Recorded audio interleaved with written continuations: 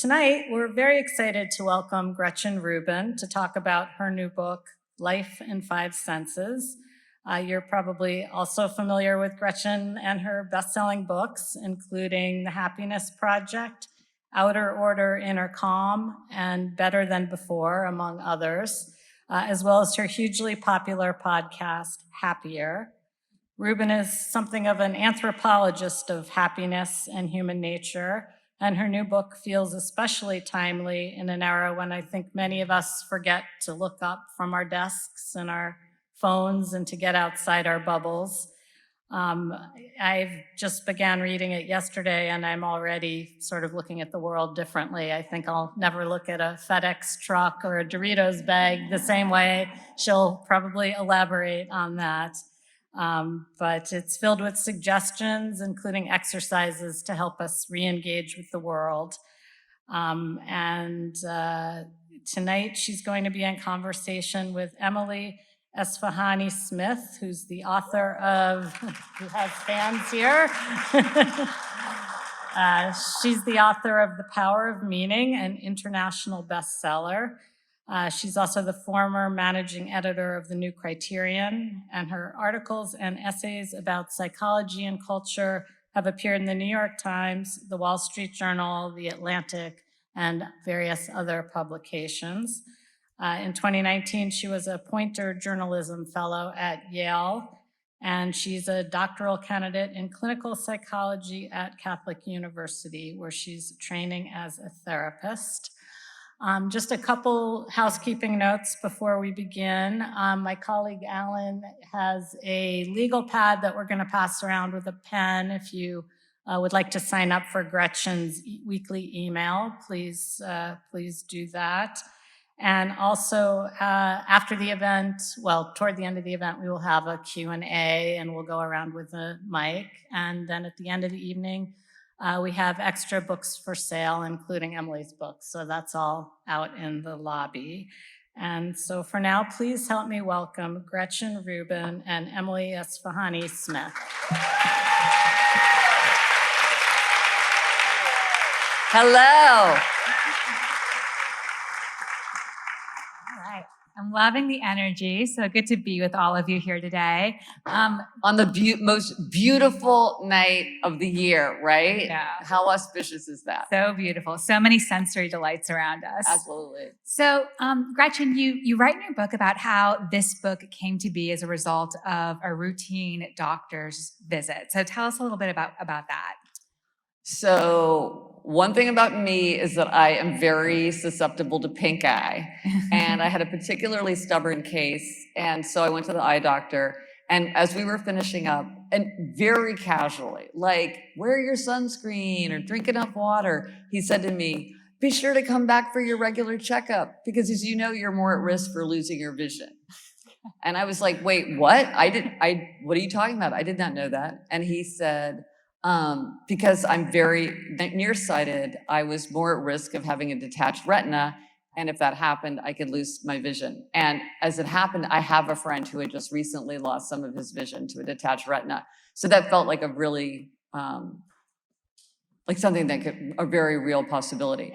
So I walk out on the street. I live in New York City, so I was getting ready to walk home. And I just realized, here I was in this deep shock. And of course, I knew that at any time we can lose anything. And I knew that I could still have a rich, meaningful life, even if I lost some of my senses. But it was just hitting me that, confronted with this loss, I realized I was just taking everything for granted. I hadn't noticed one thing on my way over. And so often we don't appreciate what we have until we lose it, or we fear that we're going to lose it. And I was grappling with that. And then all of a sudden, it was like, every knob in my brain got jammed up to 11. I could see everything with crystal clarity. I could hear every sound on a separate track. I could smell every New York City smell, which there are a lot.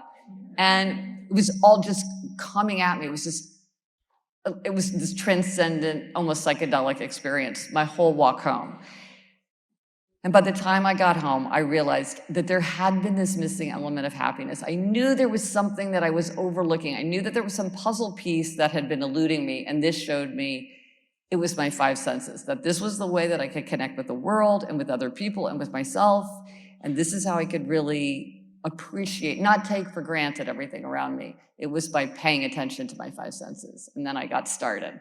So it really was this kind of like inspiration on that walk home, Yes. and then you had the idea for the book. Yes. Wow. Okay. So then what next? Everything I do, it's like if I have a personal project, it becomes a professional undertaking. Yeah. Research is me search. That is definitely my way. Totally. Well, it's very efficient way of living. So, so then what next? I mean, did you talk about some of your adventures in the book? So did you start thinking about those, brainstorming those? Where did you go next? Well, first I started with the research, Okay. because I realized how little I actually knew about my five senses, how they worked. What would you do? What are the kinds of things that I could do that would make me more able to engage with my senses? And one of the things you find is the more you know, the more you notice. And so the more that I started learning about the senses, I began to pick up different things. For one thing, do you know how we see slightly different with each eye, and that helps us see, and we hear slightly different with each ear, and that helps us like locate things in space. So you smell slightly different with each nostril. So if you like smell with one nostril, then smell with another nostril, it will smell different. And that's why when you see like, the experts, they go like this. So they're getting both nostrils. So it's just like little things like that. Who knew? And so I started doing the research and started then figuring out, okay, well, what are the major adventures that I would do? Like I had to sign up for Flavor University. Who could turn that down? And then also thinking about like my own ambitious exercises, like going to the Met every day. That's a whole separate thing. And then even like little things that I would try, like the Miracle Berry, which is this thing that has people tried the Miracle Berry? Yeah, it makes sour things sweet. So, and smelling salts. A lot of this stuff was things that I'd always been curious about. Now I was like, woo, I have a reason to do it. Smelling salts are weird. You look for them under ammonia inhalant, and it is very weird. Yeah. Well, on that point, you talk about how being part of your, like engaging with your senses can be a transcendent experience. So can you give us an example of that or talk a little bit about that? Well, one of the easiest ways for me to sort of get to that level was through these visits to the Met. So I'm very interested in repetition, how things change over time and with familiarity. And so I wanted to do something every day and see how it changed and what I would learn about myself over time. And so I'm so incredibly lucky. I live within walking distance of the Met, and I have the freedom and the time to visit, which I will never take for granted. And so I thought, well, I'll go to the Met every day. And because I am very disciplined and I needed to make time to wander, I thought, okay, I'll go every day. And then when I'm there, it'll just be this open recess time. It'll just be, it can be short, it can be long, it can be anything I want.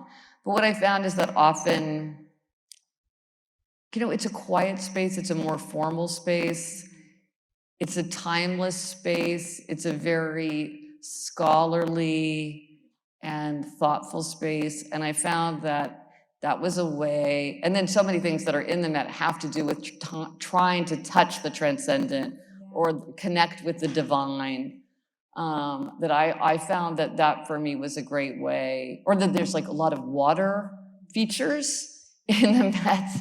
Those also kind of help me connect with a transcendence in my everyday life. So, and I think that's so interesting because I think a lot about how art museums like the Met are, their architecture is like ancient Green temple architecture, so kind of like calling forth that transcendence. But I'm wondering, when you were going to the Metropolitan Museum of Art and you were wandering the galleries, and I'm assuming it was the sense of sight that you were engaging with. I mean, what was it like to kind of slow down and look at those works of art? Yeah. And just as an aside, I had in grad school at some point, one of my professors had us go to a museum, and he instructed us to choose one work of art and look at it for 20 minutes. Mm-hmm. And he said that the idea of just like looking at a work of art for 30 seconds is like looking at the spine of a book and saying that you read it. And so I was thinking of that as I was reading your book. So yeah, I would love to hear about that experience. There's so many ways. Oh, sure. Is that right? Oh, that's better. Okay. Wow. Thank you, Alan. Excellent. Well, it's interesting because I focused obviously a lot on sight, but one of the fun things was to also tap into the sense of hearing and smell and taste and touch in the museum. You really want to touch things in the museum. It's very, very tempting. And I caught people touching when they should not touch.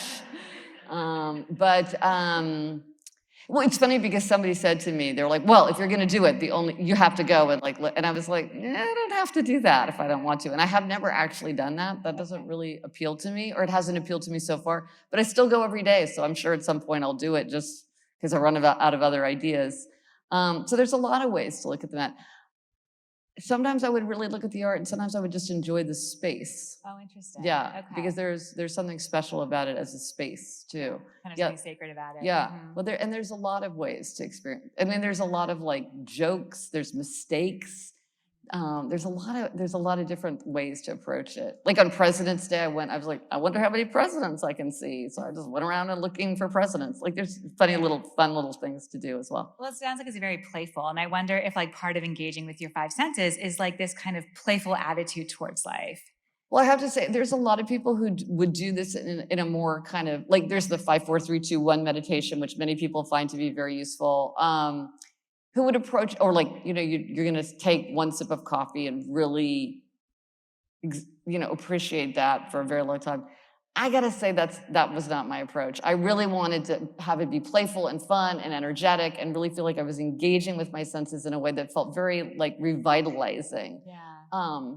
And I do if anything, I'm too rigid, too disciplined. So I was trying to break out of discipline and not use it to become more disciplined. So I wasn't attracted to those kinds of exercises, which I just think is great. It's like, this is what I found about the five senses is whatever aim we're trying to get to and whatever way appeals to us, there is a way to draw on the five senses as a way to do it. If you want to do a 5, 4, 3, 2, 1 meditation as a meditation practice, it's a classic. If you just like want to go skipping through Central Park, that works too. Yeah. It's very, very flexible depending on what you want from it. One question I had for you was there a particular sense that was harder for you to like engage with? And tell us about that. Okay. Yes. Mm-hmm. And if you want to know your most neglected sense, this is actually kind of hard to figure out about yourself. So if you go to GretchenRubin.com/quiz, I have this really fun quiz. I worked with this brilliant team to create it, and it will tell you your most neglected sense. My most neglected sense is taste. And what is great about knowing your neglected sense is that's low-hanging fruit. That's something that you don't automatically turn to. Because with your appreciated sense, you probably already enjoy experimenting with it and talking to people about it and getting recommendations. You turn to it for pleasure or comfort or fun. You like talking about it. But with your neglected sense, you probably don't do those things very much. You may be more aware of the negative in that sense than the positive. You just don't tap into it very much. And so for me, it was taste. So I found all kinds of great ways to turn to the sense of taste in a way that was right for me, but that helped me to connect with other people and have fun and evoke memories. The senses are so good for evoking memories. Yeah, so it was really helpful to learn my most neglected sense. And did you engage with it through food and drink mostly, or how was it? Yeah. Okay. Yeah. So, going back to the idea of like the art museum, one thing about, art museums is that people are, not just the art museum, but anywhere that's kind of beautiful. People are always taking pictures or taking selfies. And I'm wondering, how does that support our sensory experience, or does that kind of get in the way of it? What's your take on technology? And there seems to be like a big split there. Yeah. Because many people feel that if you take a picture of something, you'll pull yourself out of it. Yeah. There is research that suggests that that's not true. That actually people who take pictures of something that they're doing report feeling higher levels of engagement and satisfaction with what they're doing. My suspicion is that it probably depends on the person and what's going on. And that if you can't even notice anything because you're so busy, we've all seen people, I'm sure here in DC, right? It's the people that are walking by the cherry blossoms. You're like, man, you're gonna walk into the street. You're not even looking at anything. They miss it. But there is something in human nature, I think, that we like to capture something. We like to share something. We like to say, I was here. I suspect with something like a museum that people would, in the past, maybe would buy a scarf or a postcard to sort of prove that they had an encounter with an artwork, whereas now they'll take a picture of it with themselves. I think it's the same impulse. So I think it's just something to be aware of, that it's something where we want to have it as a tool. We want the technology to be a tool that takes us deeper into an experience and not let it get in the way, and just make sure that what we're doing is serving what we want to do.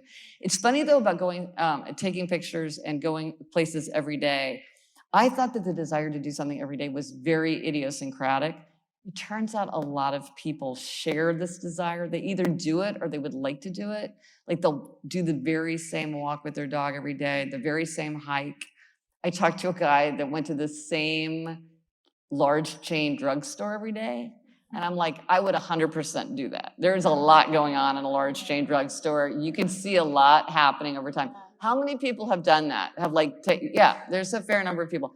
And I think often when people do that, they do like to take pictures, and it's almost like capturing the changes of nature, or like there's something very satisfying about, like, it's the same river every morning at 7 a.m. And I feel like there's something about that some people find deeply satisfying. Some people are very turned off with the idea of like losing the variety of a lot of different experiences, but some people are very drawn to repetition. But I think that's a nice point, because it kind of goes to show how engaging with your senses can make the moment meaningful, even if it's the same thing that you're seeing every time. 100%. Because it's Perhaps more it's so. different, right? Yeah. You see the subtle differences. Yeah. Is there, so going to the Met every day, are there other things that you do every day that since writing the book, that help you engage with your senses? I do just about everything every day. I'm so like, that's my favorite thing. My sister always said that I would have been a good monk. And I'm like, truly, like, I love reading about like the Benedictines or the Cistercians, because like, that just sounds so great. So I do a lot of things every day. Yeah. Well, and I wrote a book about habits because I love habits. I love the idea, the practice of habits. But not everybody does. So again, it's like your mileage may vary, but it's something to think about. How did your life change, if at all, as a result of writing this book or during the process? Maybe it didn't change, but you just became more aware, or maybe some things did change. I think from a outer perspective, not much change, like, except for going to the Met every day. But from an inner perspective, it really changed a lot. Like, I really did become much, much more aware. I was walking in Central Park with a friend, and I did keep stopping him. I'm like, oh, do you smell the cloves? That's their organic clove oil pesticide. Or like, oh my gosh, I've got to go to this place so that you can smell the crabapple trees. Or let's stop and smell the daffodils. Or look at the greens in the shrubbery had all these kind of like bonkers green combination. And I just don't think I would have noticed it before, for sure. But mostly it's people. It's really people in the end that I notice better. Like, I realized how much I just wasn't even noticing what they looked like, how they were changing, like subtle things about them. You can learn a lot about people. You can learn a lot by watching. Yeah. So talk to us about how like this project changed your relationships.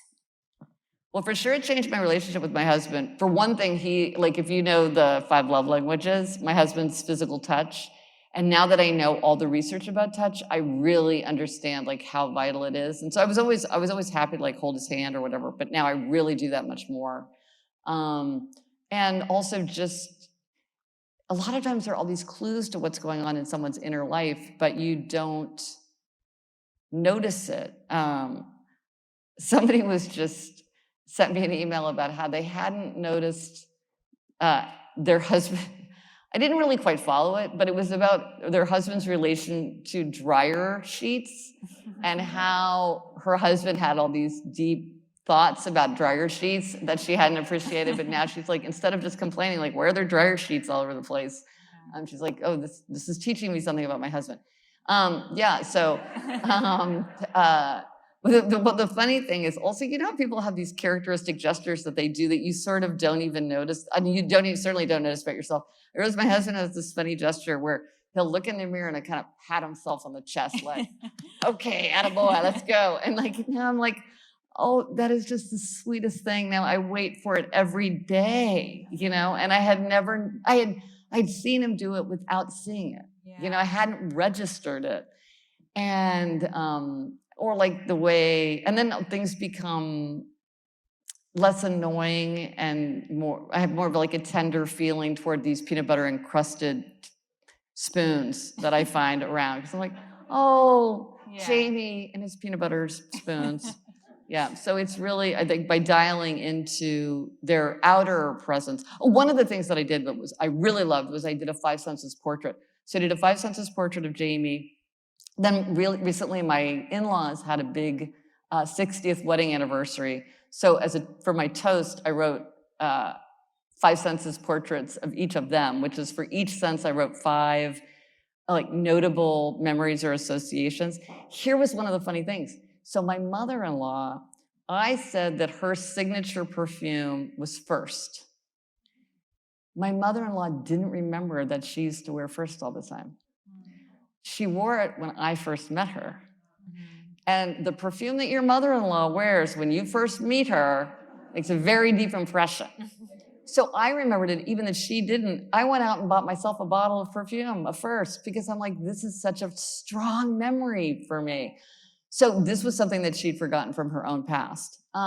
So that was a wonderful thing to do. So that was a way to dial into my 5 senses. And and I really recommend this. First of all, it makes a great gift because people feel very seen. It's a great way to evoke your own memories.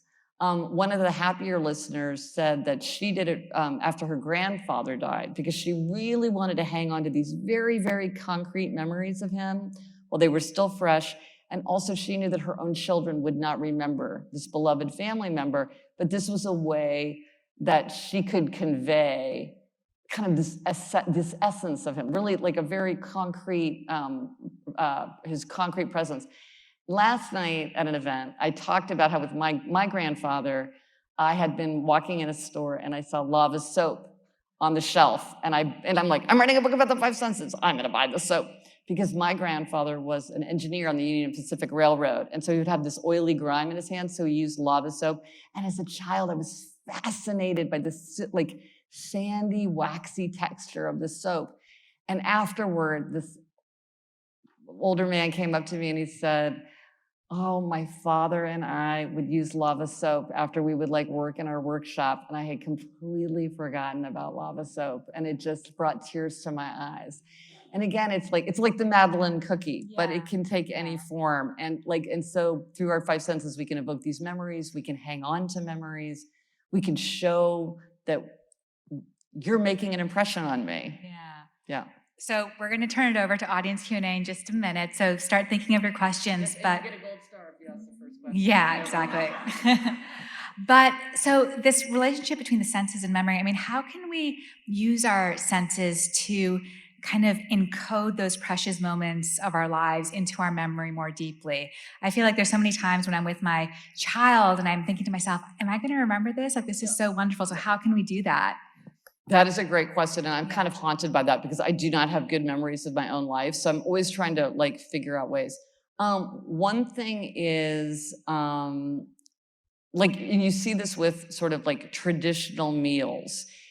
It's very helpful to have like a set of things that are very distinctive, that it's like, this is what we do in our family. Like, this is our special thing. For birthdays, we get Baskin and Robbins cookies and cream ice cream cake, or we always, you know, whatever it might be. So there's a very strong association between a certain kind of occasion and that.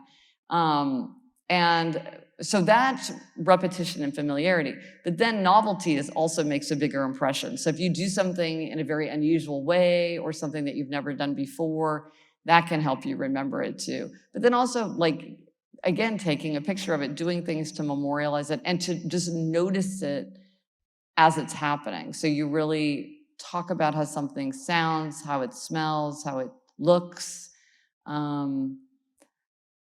and then write it down. Like I have a 5 senses journal where I'll write down things every day. Then it's fun to do timelines. Like you could do a timeline with a child, like on your child's 10th birthday, you could be like, let's do the tastes of your childhood and the single digits. You know, what were the tastes of the single digits, and really write those down. That could be like a fun thing to do every 5 years, every 10 years. And then you would have like this running list. It would be really, you could do that every year on a birthday. That would really be fun. That would be, yeah. That's a good way. I feel like the idea of memorializing. Yes. That's such a nice And you could way do to that with put it. all 5 senses. You could do favorite songs, favorite, anything. It's a tool that you can use in so many different ways because it really does help you capture certain time. If you're a person who's very associates memory with songs, there's a great website called the Nostalgia Machine where you can put a year in and it will kick up all the most popular songs and you can just click, click, click, click, click. It is so fun. So there's all kinds of ways to do it. So in what ways, I think in your book you write about music. So how was your journey with music and the senses? So for me, sense of hearing is my second most neglected, second to last. So I had a big revelation. So music is extraordinarily powerful. As we all know, it has a tremendous influence on our mental, emotional, and physical health. It's universal in human culture. And the funny thing is, they don't really know why. There's a lot of debate about why is it that something that doesn't seem evolutionary necessary is nevertheless a ubiquitous feature of human culture. For whatever reason, music is really powerful. But I always thought of myself as somebody who didn't really listen to music and didn't really appreciate music. And I always felt like this was sort of a cramped killjoy aspect of my personality, which I do have kind of a killjoy personality. But I have the Happier podcast, and my producer, Chuck, is really, really into music. And he knows me very well because we've been working together for so long. And I said to him, I wish I appreciated music. And he said, well, I do think you appreciate music. I just think you appreciate it in your own way. And this was truly, I had never thought about that I could think about, well, how did I like music? Instead of just sort of dismissing my way as the wrong way or too small. And what I realized is that I'm a song lover.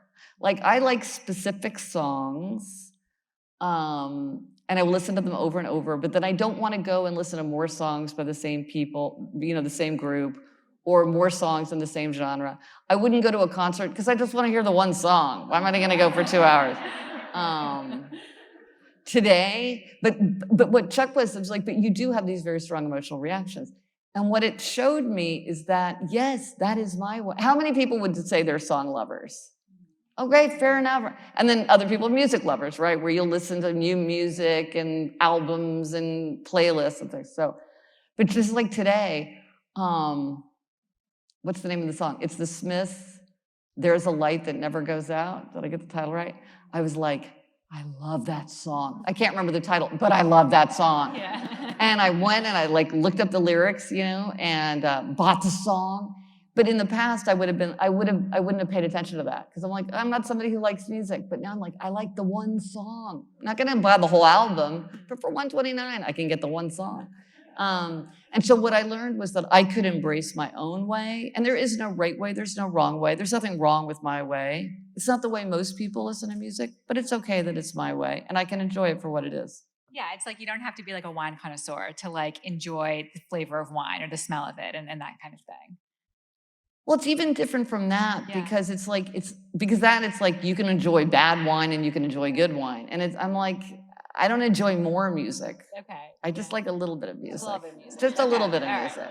So there are individual differences. Yeah. There's another quiz coming about this. Okay. I sense that there's this Venn diagram or 2x2. Anyway, I got a long way to go on that quiz, but it will get into this thing of discernment and appreciation. So last question for you before we turn it over. What is just one takeaway that you would leave with us tonight? With just about anything that you are aiming for, you can find a way to do it through the 5 senses. If you want to pump up, if you want to chill out, if you want to evoke memories and create memories. If you want to connect more deeply with other people, whether that's like coworkers or friends or your family, you want to spark creativity. You want to get focused and productive. You want to space out. There are the five senses. And what I like about the five senses, it's you want to give a gift. But it's a way to focus on something concrete, and there's something just satisfying. People talk about the metaverse. People are more interested in the universe. This is why everything is billed as immersive these days. I think we're just craving this direct connection. And so no matter what kind of what you're trying to do to be happier, what kind of transcendent aim, these can sometimes feel abstract. And thinking about it through the five senses is a way to really ground it in like just the vitality of what we can see, hear, smell, taste, touch. And so anything that you're aiming at, say, well, how could I harness the five senses? And almost always you can think of something. Yeah, so there's no radical change. You can just like become no more time, aware. energy, or money. Yeah, Even if you don't have all five senses, you could do something with your other sense. So I think it's just very flexible. Yeah. Okay, well, thank you so much, Oh, Gretchen. great, yeah. So, we'll turn it over to Okay, you guys. Thank you.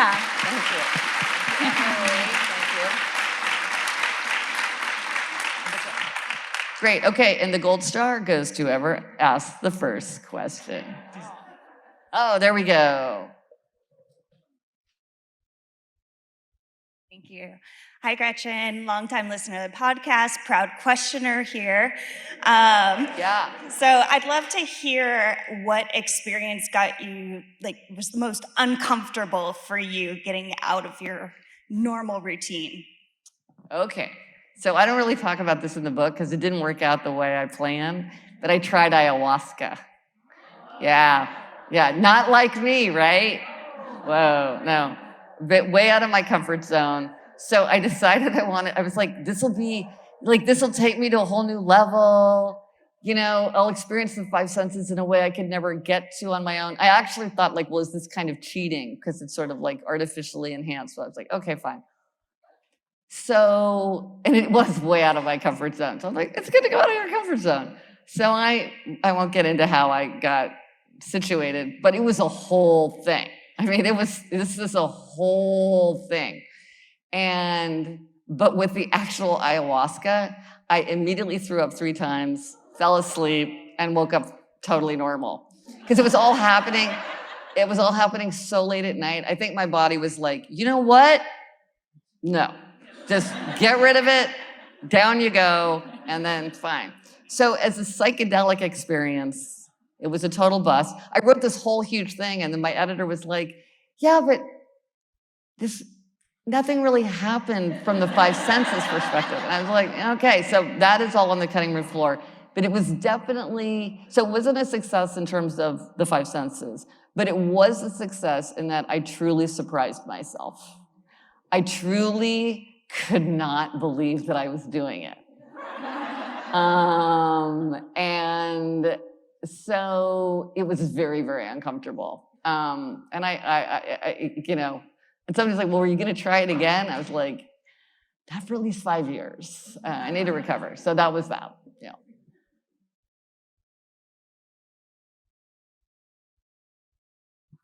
Hi, Gretchen. Proud obliger. I listen to Happier, More Happier, and Happier in Hollywood. I just love to hear more about your title. Because Elizabeth brings this up, the title is Life in Five Senses, but I like that it goes on to say, get me out of my head and into the world. Did you add that on later, or how did that come about? Well, that was really, well, and thank you for being a listener of the whole, satellite of podcasts. That was really how I felt. I was like, I feel stuck in my head. I feel like I walk around in this fog of preoccupation, and I needed to get out, and I couldn't figure out how to get out. But then the five senses really showed me. But I was realizing that, even if I was walking on the beach, there'd be the beautiful sunset and the waves, murmuring against the beach, and the sand under my feet, and the smell of the salt. And I would just be rewriting, a paragraph in my head, and I would just completely blot it out. And so I thought, okay, I need to get out of my head and into the world. And it really just felt like getting into the senses. So it just described exactly what I was aiming for.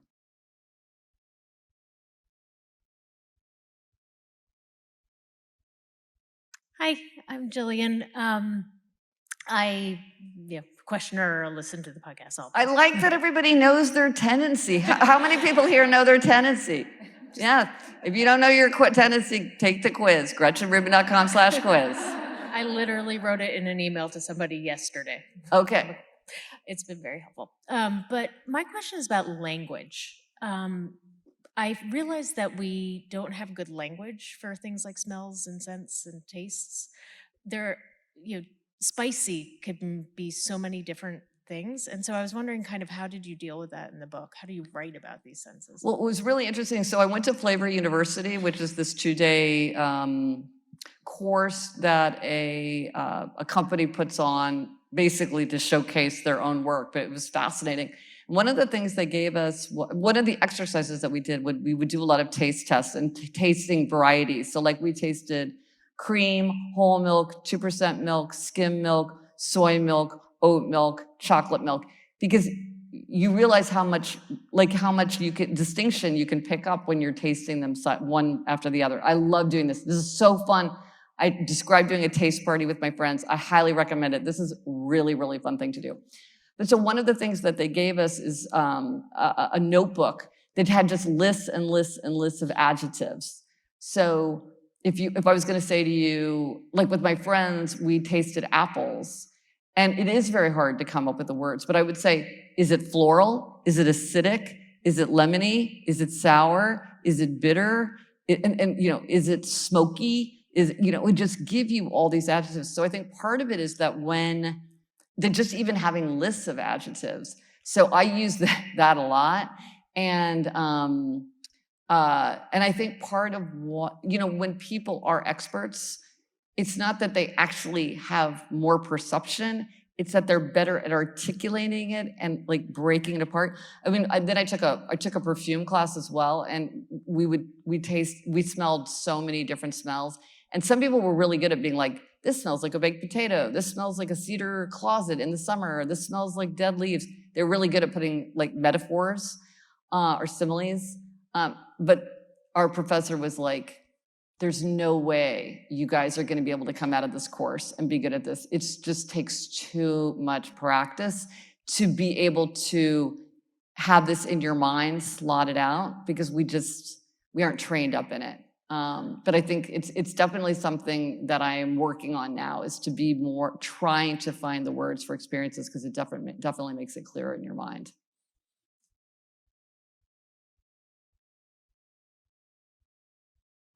Let me stand up.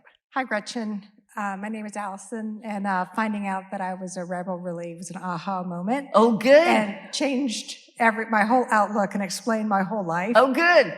So my question for you is about travel. I find that when I go to a new place, I was recently in London last year, that all my senses get so overloaded. And I'm not sure I really enjoy where I am because I'm so bombarded by the new place. And wanted to know if you had any advice about travel to a new location or a big city. Oh, that's so interesting. Yeah, well, that's one of the things, when experiences are novel, that helps to slow time and make experience more rich, because we're taking in so much, but it can become overwhelming. I know what you mean. When I first moved to New York City for a summer, Jenny's here. I was living with Jenny. Anyway, I moved to New York City to live with Jenny one summer, and I got so overwhelmed by New York City that I spent the whole first weekend like rereading Middlemarch on a futon on the floor because I couldn't go outside. So I know what you're talking about. So one thing to do is to think about like trying to bring down the stimulation. So maybe it's like, well, I'm not going to try to go to a terrific new restaurant on the first day because I want to just get used to the landscape. Or maybe I'm not going to go do a big sightseeing until I feel settled, because it's definitely true that being aware of how you're feeling overstimulated or understimulated can really help. It can really help us acclimate more comfortably to new situations. And speaking of overstimulation and understimulation, this is also interesting for anxiety. So I find that when I'm anxious, I need to bring down stimulation. So if somebody's playing music, I'll just, even without realizing it, I'll turn off the music. See, I said I was a killjoy. Or like I wear perfume to bed every night, but if I'm really stressed out, I won't wear perfume. And I realize it's because I'm trying, and if I'm reading, I'll reread because I'm trying to bring stimulation down. Some people are just the opposite. They find it very comforting and grounding to get like a shock. So they might plunge their hands into ice water or put an ice cube in their mouth or take a bite of a lemon or like hold onto an icy water bottle. There's something, for some people, they find that to be very grounding. And so it sounds like you have a really good sense of how you respond in a new environment. So I think it's just sort of saying, I am who I am and how do I work with it, rather than thinking this is the way a person is supposed to spend their first day in a new city, because it's very easy to imagine that. Hi, Gretchen. I feel like you and Elizabeth are my cool co-workers that I do my pairing and I take my walks during the day because I work from home. So thank you for that. I am an obliger, and I know there's a lot of us here. Represent. I'm interested, I know I saw Susan Cain did a blurb on your book, and she, in her book, particularly in Bittersweet, but in her first book as well, she talks about Elaine Aron's work around highly sensitive people. And I'm wondering, as you thought about the senses, like, do you think about a continuum of how sensitive people are to being overwhelmed? Or, you know, in your tasting class, some people had a knack, maybe not, they need to do the repetition to gain the skill, but like, is there a continuum, you know, that you see in terms of some people being more acutely, you know, Aaron's work suggests that it's connected really deeply to our nervous systems, and there's physical outcomes of that, right? Like fainting if you're overwhelmed, which happens to me. So anyway, I'm just wondering if you think about our innate sort of openness or proclivities when it comes to the senses. No, absolutely. And I think it's one of the things that's really interesting is that you realize people live in completely different sensory universes. And I kind of knew this intellectually going into it, but it's really surprising to be confronted with it. Like you kind of have the feeling, yeah, we're different, sure, but like the world is the world. It's like, no, it's not. It's 100%. It's genetics, it's upbringing, it's context, it's interests, it's experiences, it's idiosyncrasies. And so you really want to show consideration for other people, because even if you're like, I don't know what you're making a big fuss about, this is no big deal. You don't know that because somebody else is experiencing something different. Or if something is hitting you really hard and everybody's like, what's your problem? It's like, I'm experiencing something different. Just to give some very obvious examples, you cannot smell your home the way a guest smells it. You can't. Odor fatigue means that if it's a very familiar sense, your brain just brings that down. You need to smell if there's like a fire. So your brain is not telling you about the choking air freshener smell that the new people are smelling when they come into your home. So you just don't smell it. I live in New York City, and now I record my podcast in my home office. And people are always, whenever I'm doing a recording, people are always saying, oh, you gotta stop, because there's a siren. But I don't hear it. I hear sirens all the time in New York City. My brain does not signal me. And somebody said to me, oh, but in Los Angeles, they don't hear helicopters. Because for them, that's what's so familiar. And then remember the dress? Okay, who here saw White and Gold, 2015? Yeah, okay. And who saw Blue and Black? Okay, the blue and black people, that is right. That is that is what the dress actually was. I could not see it. You know, a lot of times with optical illusions, you can make yourself see the duck or the rabbit or the vase or the faces. I cannot see it blue and black, even though I intellectually know that's the true color of the dress. And so we're just in these different universes. And then even things like context matters. So speaking of holiday traditions, growing up, we always had paper white narcissus in the winter holidays.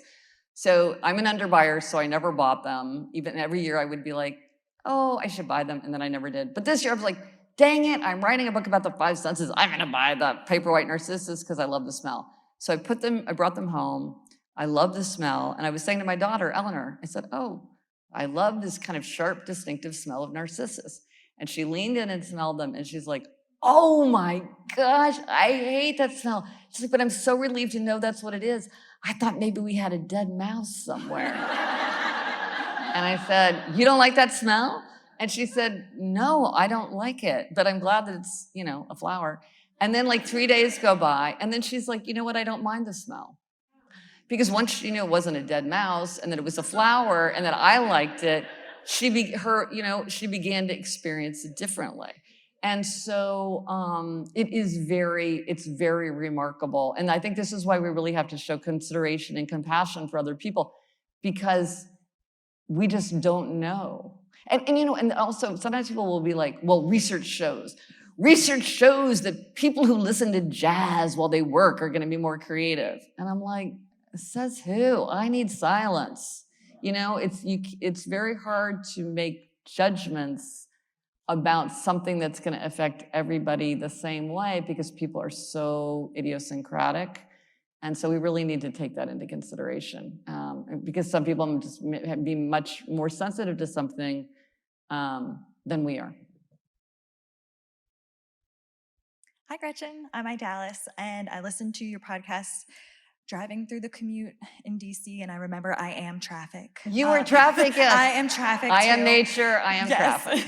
And so I'm a nurse manager at the clinic down the street, and I was wondering if you had any recommendations for a group of people to kind of come together and bond over one of the five senses. Is there one that's like more of a crowd pleaser? Because with nurses, we experience, a lot of burnout and things like that. And so like, what can we do as a group that I'm not going to make some of these people mad, maybe a little bit of these, right. Is there a crowd pleaser one? Yeah.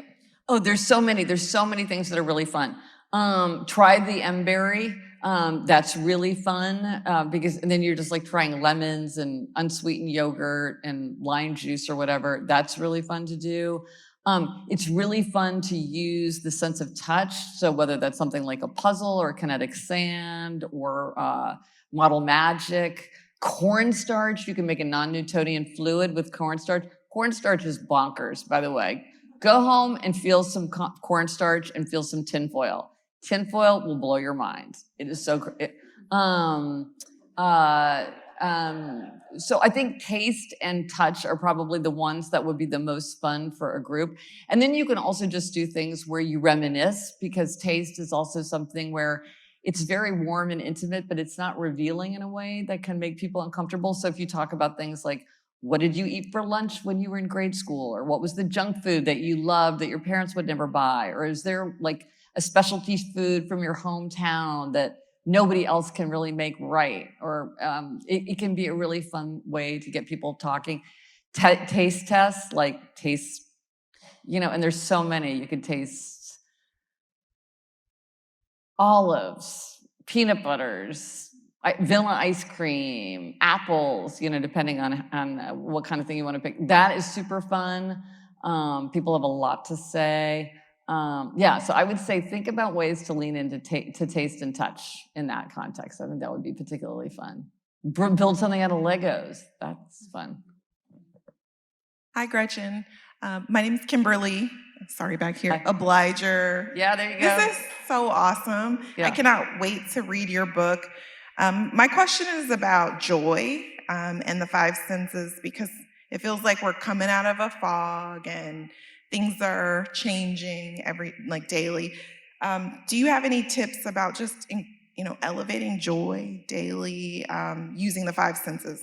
100%. And I really do feel like it's such a direct way just to get a hit of pleasure. And so I think one of the things, it's good to know just like I was saying, it's good to know your neglected sense. This is maybe where it's good to know your appreciated sense, and think like, are there ways that you can find to just like really build that in? Like I was saying with perfume, well, a lot of people now don't want you to wear perfume out and about, people don't like it. And so I wear it to bed, and it feels like this just incredible luxury to put it on, and I can smell it. I have to change it all the time so I don't get used to it, because then I wouldn't smell it. But or just taking a moment, like when you're walking through the kitchen, to smell like almond extract, or like when you're just going about your daily routine, like really trying to notice the things that you love. For instance, the smell of a hardware store. Yes, I love the smell of a hardware store, but I hardly ever noticed that. And then finally I was like, oh my gosh, I love the smell of a hardware store. And then sometimes talking to other people, we're doing this thing right now on the podcast. The poet May Sarton said, if someone asked me what is luxury to me, I would say fresh flowers in the house all year round. And the beautiful thing is May Sarton, every year on her birthday, people would send her fresh flowers. And so her whole house would be filled with fresh flowers because everybody knew that was her luxury. And so sometimes if you just, so we asked on the podcast, I'm asking on social media, what's your luxury? Because sometimes you don't even know that something is a luxury. Like somebody was saying buying fruit that's already been cut up. Because it's like, who can be bothered? Just feels so luxurious. Or frothy milk. There's like, you can do this at home. And it feels so luxurious. It gives you that like little shot of pleasure and joy. It's maybe not the most transcendent kind of joy, but I think it's the kind of pleasure that can remind us just to be grateful for everything that the world offers. And I do think also that when we give more to ourselves, we can ask more from ourselves, and giving ourselves these little ways to recharge then makes it easier to do things that are maybe demanding of ourselves, like showing forbearance or using, asking ourselves to do stuff. But I think it's a great, great question. All right, we have time for two more. I have one right here, and then we'll go with the lady in the purple right up front. All right. You know who you are. Hi, Gretchen. I'm Carrie, and longtime listener of your podcast and questioner. Okay. So my question to you is, when it comes to your podcast, because I know a lot of us are listeners, is what is your creative process with your sister? How do you come up with the ideas, put certain things at certain times? So I keep a master document. So if you listen to the podcast, there's segments. So there's Know Yourself Better, Try This at Home, Hacks, Questions. So I keep a running document with any ideas that I have. And if Elizabeth has ideas, she'll email me or just call me and tell me, and I'll add it to the master document.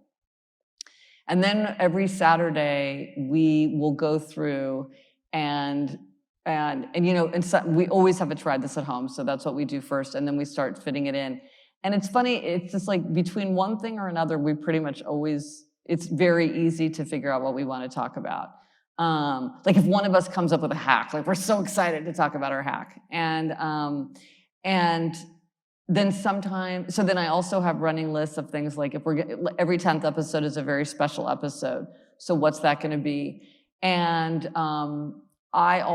she's got Happier in Hollywood, but for Happier with Gretchen Rubin, I keep track of like, oh, we always do Design Your Summer. When are we going to slot it in? Or what are we going to do? Let's keep ideas going for what's the 24 and 24 challenge going to be. Or I'll remind her, like, be thinking about your 24 for 24 list because it's coming up next month or whatever. And I have a big document of that also where those are sort of sketched in for the whole year so that we don't miss a window.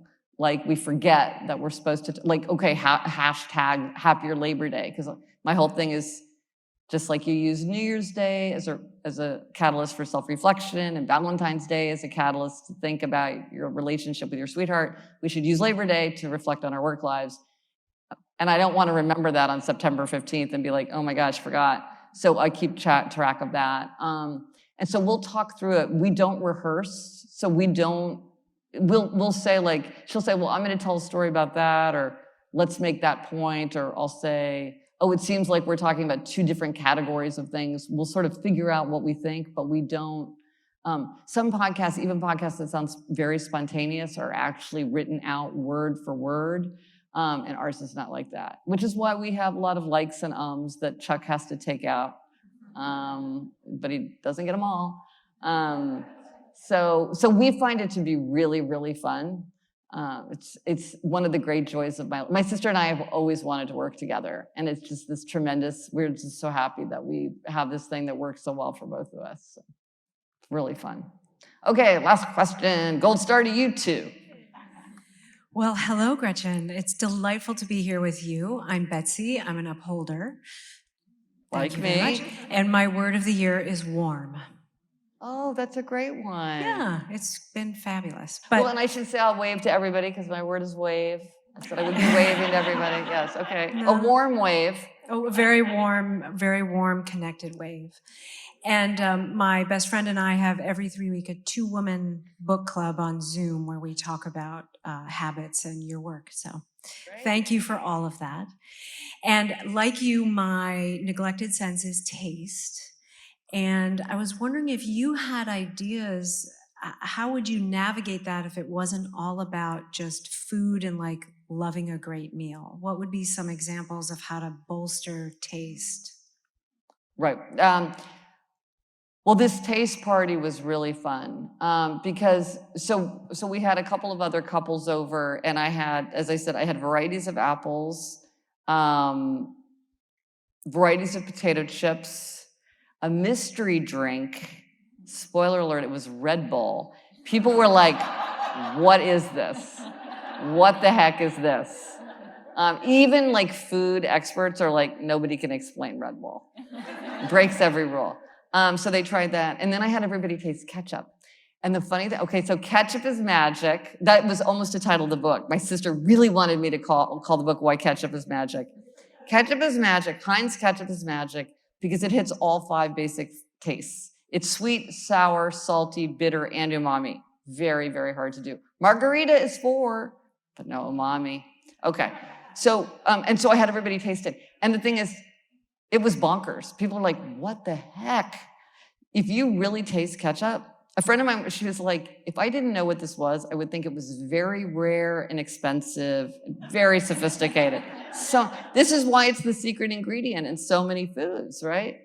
And so that was a really fun thing where it wasn't about, let's explore a new cuisine or let's have 7 courses, which doesn't appeal to me and maybe doesn't appeal to you.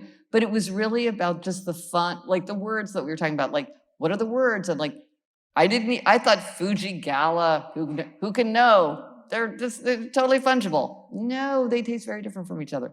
So that was like a very playful way. Another thing to do was a taste timeline. I divided my life into 4 epochs and wrote down all the tastes that I most associated. That brought up, to the point of memory, brought up so many memories. In fact, in the book, I talk about how my Madeline cookie was Diet Peach Snapple because I drank that in law school all the time. And at an event I did, they had Diet Peach Snapple there for me. It was so sweet. So again, it's like tapping into these memories. And you don't even need to eat the food. You just remember it. Like if I remember Triscuits. I haven't had a Triscuit in 30 years, or longer than that. But that's what we ate on our car trips to see our grandparents. So it brings back. So there are ways to tap into it and to really harness it that aren't about, let's go out for some fine dining, or like, why don't you push yourself to try some exotic new flavors that you don't like? And there's a lot of things to do, even for a person who maybe it doesn't have the inclination to push it in the way that other people do. Well, thank you so much, everybody. And thank you, Emily.